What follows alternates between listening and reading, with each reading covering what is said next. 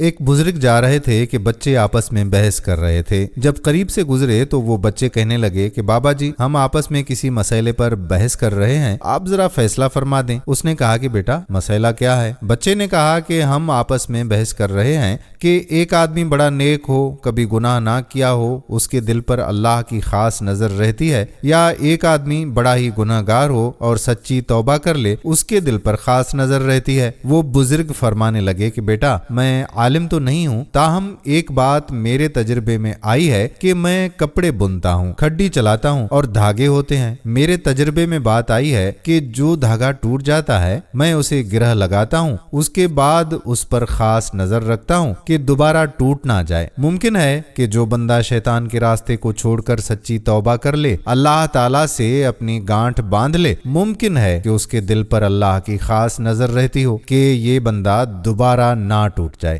دوستو، اس بارے میں آپ کیا کہتے ہیں؟ کمنٹس میں ضرور بتائیے اور ویڈیو کو شیئر بھی کر دیجیے۔ جزاک اللہ خیرہ۔